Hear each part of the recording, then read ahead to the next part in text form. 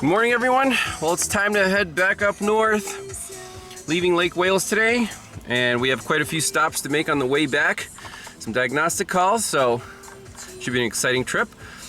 Before leaving Lake Wales, there were some people in the YouTube comments saying, "Hey, Ivan, check out Spook Hill." I'm like, what is Spook Hill? Googled it, and it was like half a mile up the street here.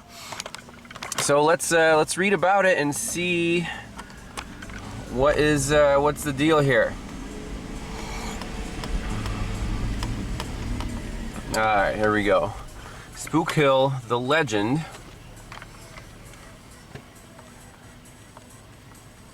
Ages ago, an Indian town on Lake Wales Lake was plagued with raids by a huge gator. The town's great warrior chief and the gator were killed in a final battle that created a huge swampy depression nearby. The chief was buried on its north side. Later, pioneer haulers coming from an old army trail at the top of the ridge found their horses laboring here at the foot of the ridge and called it Spook Hill. Is it the gator seeking revenge, or is the chief protecting his land? Stop on the white line, place in neutral, and let it roll back. All right. So there's the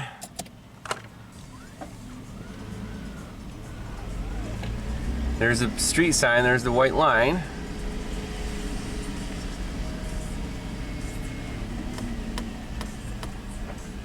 I mean, it definitely goes uphill that way. So, does it feel like we're supposed to be going down? I mean,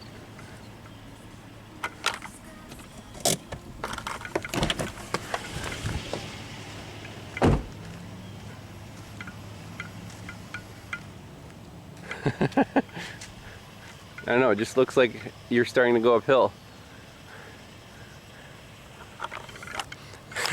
I don't know.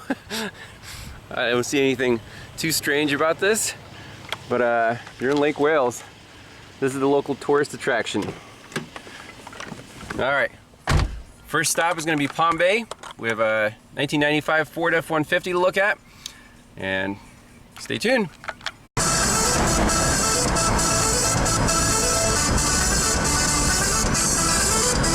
Beautiful weather.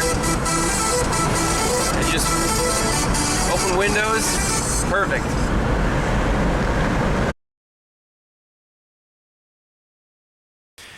Everyone, welcome back to Pine Hollow Auto Diagnostics. We're on our way back up north. Right now we're in Palm Bay, Florida, and a YouTube fan asked me to stop by and take a look at his 1995 Ford F150. He's the original owner, and he said the truck's having some drivability problems and he wants it fixed. So this thing's a 4-wheel drive, 5-liter V8, 5-speed manual, which is cool. And the owner here, Mark, he says intermittently this thing will stumble, right? Yes. It'll stumble, either, doesn't matter if you're at idle, sometimes it stalls out at a traffic light if you're not on the gas. It's happened just a couple times. A couple times, okay. And if you're accelerating, sometimes it loses power and stumbles, and sometimes when you're cruising on the highway. So preliminary check, I mean, a lot of stuff has been replaced, like the EGR valve right here, the purge solenoid, the EGR control vacuum solenoid, the distributor. It's an aftermarket unit, and I think it's mostly the intake manifold gasket. He said he... Position sensor. Okay, throttle position sensor. And a control valve. The IAC. So all the basic stuff. I mean, you know, the old trucks don't have too many things, electronic components, but it has some. So we're gonna first plug in the snap-on scanner, the Veris. As you can see, you need the Ford adapter here, and then the power source comes from the battery through a cigarette lighter adapter. So we got that plugged in. And first I want to do a key on, engine off self-test. So we'll click that. Key is on. Yep, we can check engine lights on there. Cycle ignition switch to off. On. You hear the fuel pump prime. Continue. So it's doing everything. There's the fuel pump. Stuff clicking. And let's see what we got here. No faults present, that's good. And then we have, ooh, interesting. Map sensor frequency out of range, code 128. And then EGR, EVP pressure feedback, delta pressure feedback, DPFE signal too low. So two codes that could definitely explain an intermittent problem. Now, could one cause the other? You know, if your EGR valve gets stuck and you have too much exhaust gas entering the intake, sure, the map sensor could be, you know, showing too low. So those are the codes. And from here, we just want to look at some data. So I'm wondering how much data Ford gives you, if it's as good as an older GM or not. It looks pretty decent. So let's just scroll through the list here. RPM 0, mass air. It does not have a mass airflow sensor.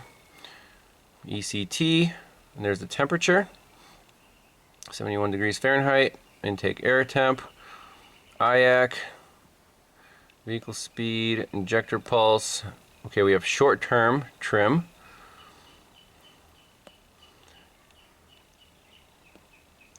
And EVR percent, open loop, closed loop. Long-term fuel trim is at minus 56. Very interesting. So let's do a custom list. Deselect all. RPM, we'll do O2 sensor. TPS. Let's do ECT and IAT. Vehicle speed. Idle air, we want that. EVR percent. Open loop, closed loop. Short-term, long-term fuel trims. Boo is brake on-off switch. Oh, what else? Spark advance. Sure, why not? List view. So let's fire this thing up and see what the data looks like. Clear prop.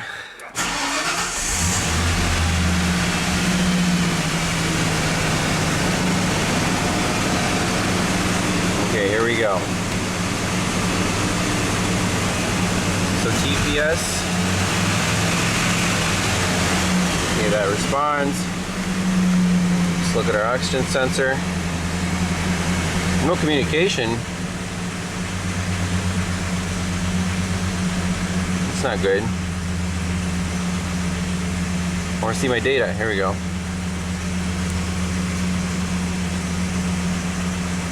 So this is in millivolts. I don't know if it has a heater for the oxygen sensor, maybe not.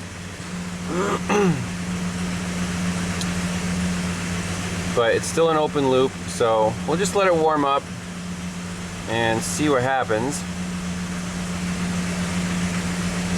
IAC's at 33. If I turn on the air conditioner here, let's do normal AC. Yep, it went up to 45, that's good. Idle speed didn't change.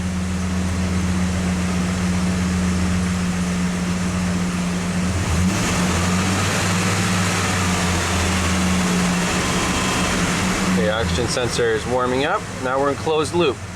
We're running rich. Short term, look, it's correcting a little bit. Now, why is long term minus 56? I do not like that.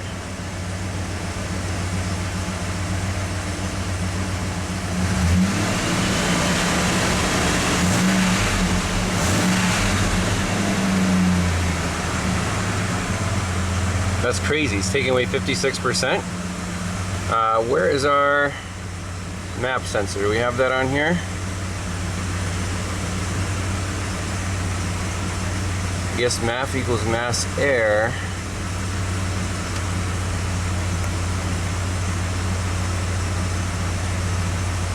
Oh, what's up with that?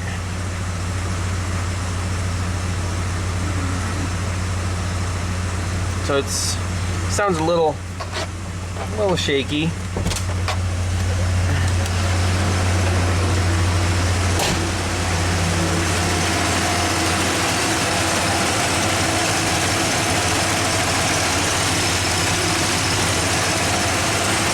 replace the map sensor? Yes. And where's that located? Up on the...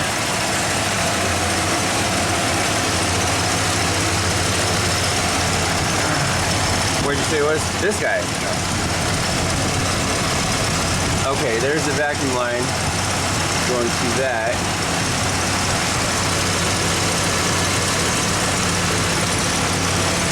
Okay. And the vacuum line goes to that tree. Yep. Okay, that makes sense. This is the brake booster.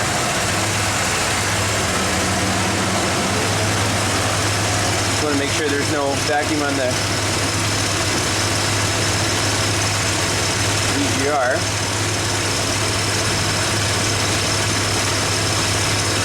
Okay, that's fine.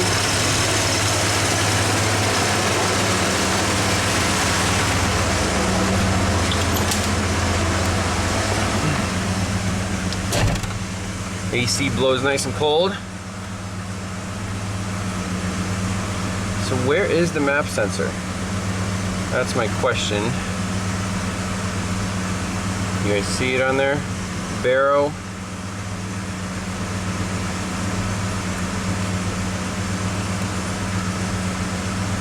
This barrow just shows atmospheric pressure.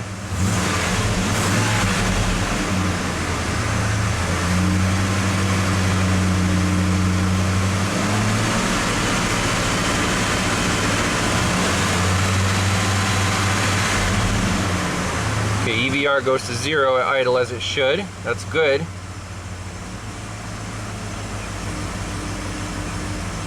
But minus 56, that's ridiculous. Mm-hmm. And when it was new, did it run smoother? I mean, I can feel a little something like No, it ran a pretty good one, you know, Okay. a long time ago. Yep. I really want to find this map sensor data. TP mode, TPCT.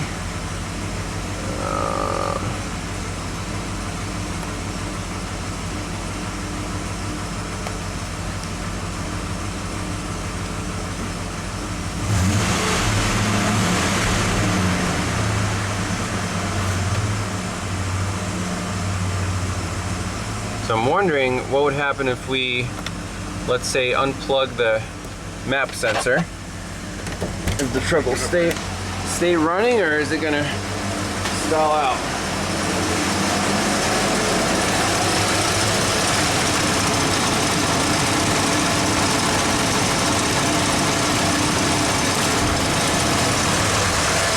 Okay, so we're into default mode.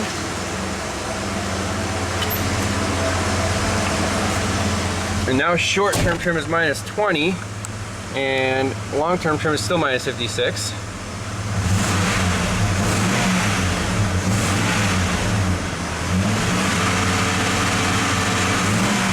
That's amazing. It still responds that well with the map sensor unplugged. Okay, so save that data. Now let's go back to our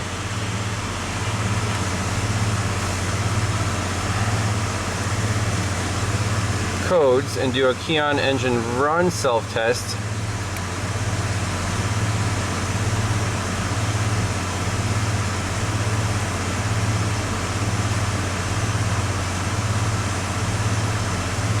Okay, so the only thing it came up with is the 126 mapper barrow sensor out of range. That's expected because it's unplugged right now. Okay, so let's shut it down. Plug that back in and do the same check. All right, so with the map sensor plugged in, we have no faults present. That's fine. So let's go back to data.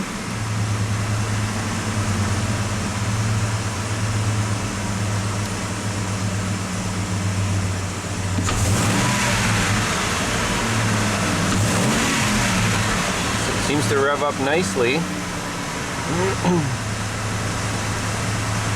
But the long-term fuel trim stuck at minus 56. That's surprising to me. I would almost be tempted to disconnect the battery and see what it does. You know, if that resets to 0. I tried it. Does that ever reset? No, always minus 56? Ever since I've been able to scan it, you know. Okay. The Actron scanner. Yep. So we might have to just test drive it and see if it acts up, see how it drives. Sometimes a test drive can show you a lot more than just revving it here in the garage. So under the hood, I was just doing a quick wiggle check of the electrical connectors. The owner said that at one point he was messing with the OBD1 connector and the truck stalled out. So I also wiggled the wires here, and then when I touched this connector right on this module right here, the truck stalled out. Just boom, quit. Now my question is, I should know exactly what this thing is. It's Is it ignition? ignition control module. Ignition control module. So that's what actually controls the ignition coil there, based on, you know, the inputs from the distributor and then the engine computer, spark timing advance. And those modules, you know, they do go bad, but if I touched it and wiggled it and the truck stalled out, is there a connection problem? You know, that could be. So let's start it up again and see if we can reproduce that.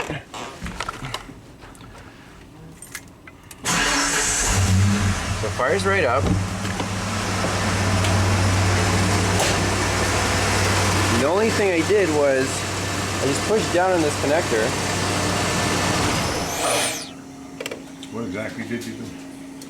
See this gray connector? I just went like this. It tilted down just a hair, like that. That's the only thing I did. So, has it ever not restarted? No. So let's leave it in the down position and see if it will just crank no start. Oh.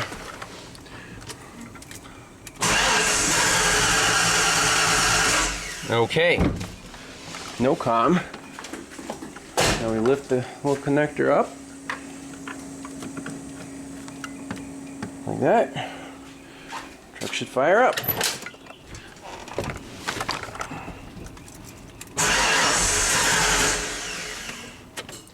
Let's see, key off, and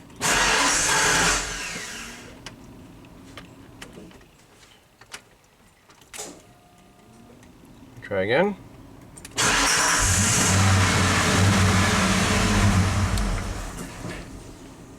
Alright, so it seems like there is a problem with the connector. We're going to unplug it, look at the pins, pin tension, and we have to fix that before taking it on a test drive because we don't want to stall out in the middle of an intersection. Alright, so with the connector unplugged, the pins looked tight. However, if you look close, there's like green crusty corrosion on pretty much all the pins, that dry flaky stuff, and inside the, you know, the female part on the module, there's some crusty dust. Let's see if I can get some light in there. Yeah, a little bit. But what I want to do is take this guy, first do a drag check with a little file like a contact cleaner and spray it with deoxit. Try to get rid of that corrosion, plug it in, and do the wiggle check again. And this truck, you know, it shouldn't die like that if you just tweak the connector. Or twisted it or wiggled it, you know. So these guys, they look like tweezers, but they're actually kind of like a really light file, and they're very convenient for sticking into these contacts. And we can do a drag check like so, and it'll also clean those terminals really nicely.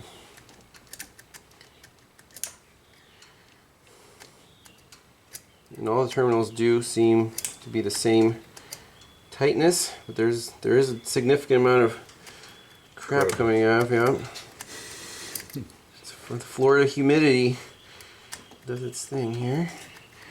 Yep, and we'll spray it with the magic deoxit spray, like so. And just go through one more time.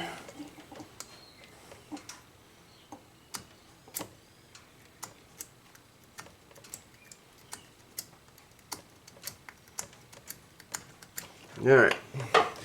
Plug it in, see what happens. The owner said that he did replace the module once before with an OEM unit.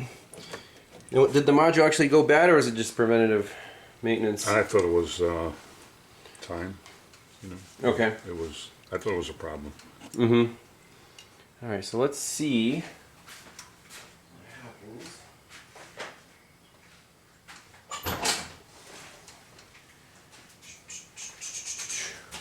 You want to do the female socket? I could take that module out of there if you want. The deoxit will do its magic. Let's see. Alright, good startup. Alright, now let's do our wiggle check again.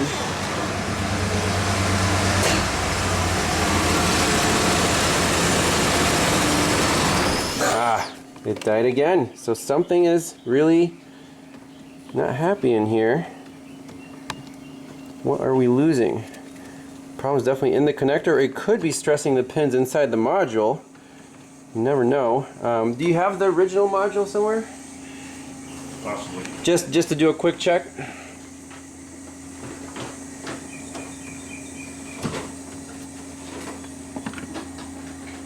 So the owner dug out the original ignition control module. Now it's mounted on that heatsink. But what I want to do is, you know, if that happens with this guy, what if we just plugged in the original module? As a quick check.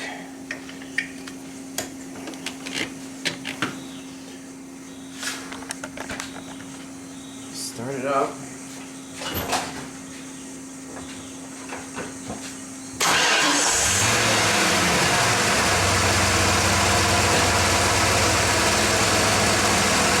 Place your bets now.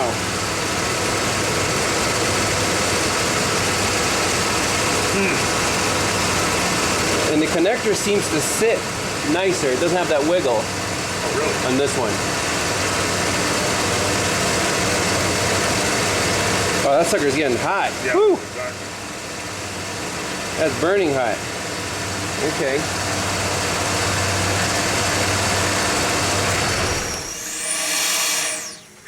So this point looks like that module that's on there right now might have a loose pin, and inside the board it's just making and breaking contact when you twist the connector. There's a wrench to get off. Possible. So before this thing cooks itself, I want to install it on the heatsink, you know, with the thermal grease, and just run it, wiggle it, and we can take the, you know, the one that's acting up off, and so we can play around with it right here. Okay, so here's the module that we just took off, and it doesn't say Motorcraft on it anywhere. It just says India, no, N1 DTA. That does look like a Ford part number, but the original one is actually, you know, it has Motorcraft written on it, proudly. So let's get some thermal grease, install this one on the heatsink, and then we can run the truck on this one and just maybe wiggle the pins. I don't really know what to say here. So I plugged that replacement module back in, and this connector is just all over the place. You can tweak it back and forth, left and right. You plug in the original. It's a world of difference, even though visually these things seem to be the same. There's absolutely no wiggle in the original design. And if there's wiggle, that seal, the weather pack might not seal correctly, and then you get a little corrosion getting in there in the terminals. So let's mount this back up. I'll just keep it plugged in here. We'll spread some Want to clean the female outside of it, or thermal paste on it. I think it should be okay. And we'll mount it on and see how it works. And by the way, there's a special tool that makes this job really easy. It's like a really thin wall socket, and you know, if you just turn it with your fingers, you shouldn't over tighten it. So that's cool. And I want to plug in this this module here with no heat sink and see how hot it gets, just to compare. And then if we wiggle it, we push it down, it should quit. So let's do that.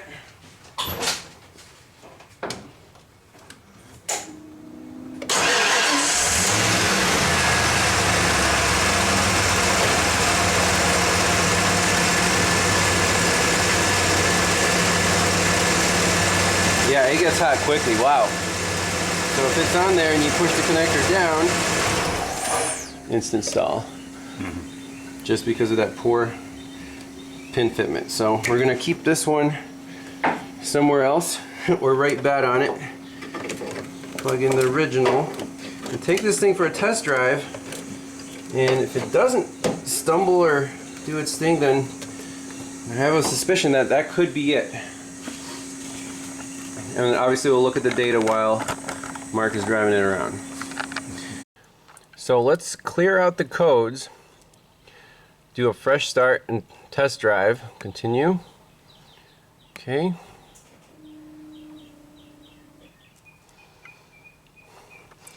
So there's a variable. You buy a Motorcraft part on Rock Auto or wherever, and it's just not the same as the original. Stuff doesn't quite fit. You saw the plastic looked cheaper, and definitely could cause a problem.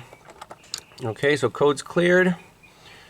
Let's PCM key on, engine off.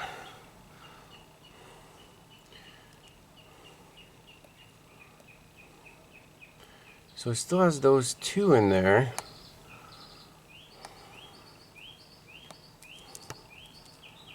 Why?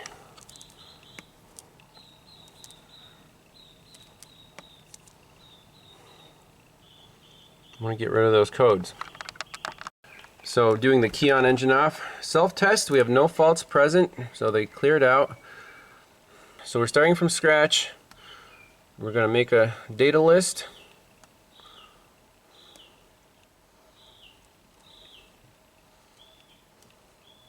And take this baby for a spin. Okay, so I don't know why the long term is at minus 56. I don't know if that's real data or if there's always a variable that the scanner it's not an OEM Ford scanner, so I have seen glitches once in a while, but this is our data list. We'll take it for a spin and see how it does. This is the real truck, the long shifter. love stick shift vehicles. I've not had much luck over the years with automatics. I hate them. Really? Yep. Just manual any day of the week. You know? Awesome. Yep, I'm the same way.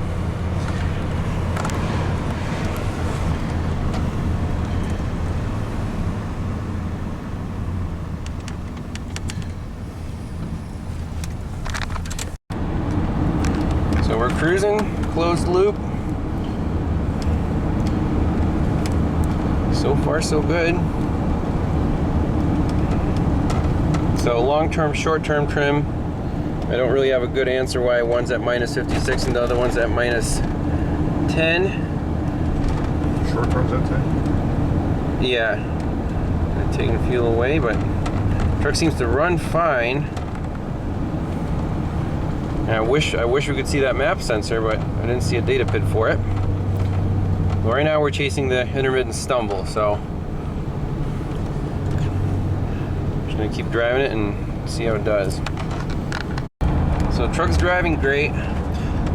See a weird little thing on the oxygen sensor data. It dropped to minus 8,000 millivolts, which is not real, but again, could be an artifact of the scanner and OBD1, data transfer. Not too surprising.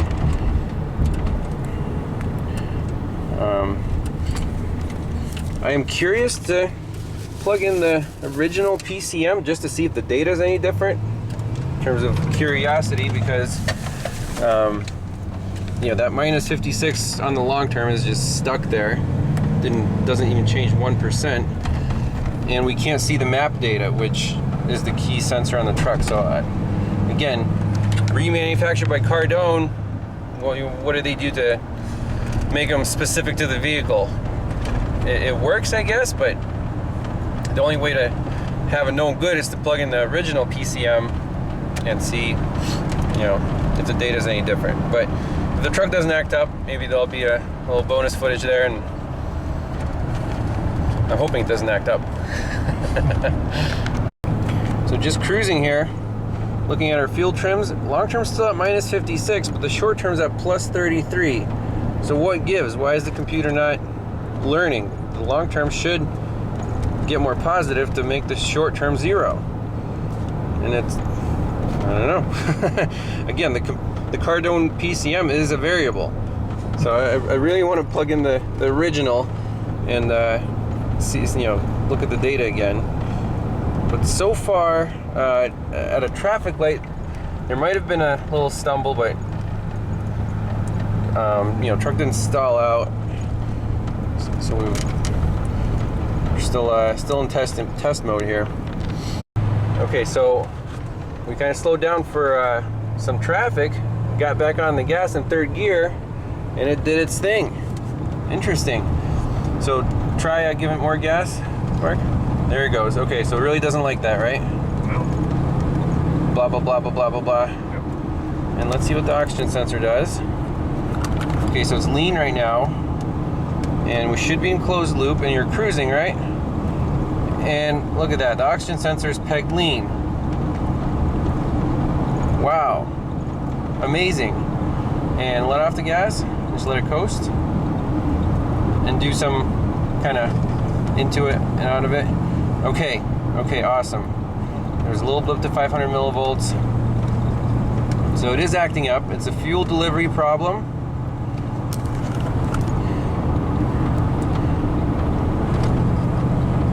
And the short-term trim is at plus 30. So it's trying to add fuel. Long-term trim is stuck at minus 56. That's all out of whack. The oxygen sensor is pegged lean. So I don't know why it's not in closed loop. We could pull over, try to shut it down and restart it and see if the computer, you know, does something else. But at this point, I'm getting more and more suspicious of this computer, honestly.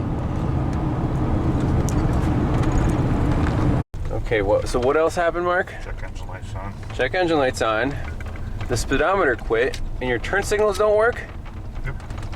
Is the truck still running? No. It's not running. Okay, let's, so it was running. No, it wasn't. Give it a minute, or... You can start back up. Uh-oh. Holy cow. Uh-oh. Now we're done. Now I wonder if the battery voltage is okay. Okay, we got a no crank. Shit. AAA? I can tow you back with my truck if I had it. Okay, so let's, this is getting interesting.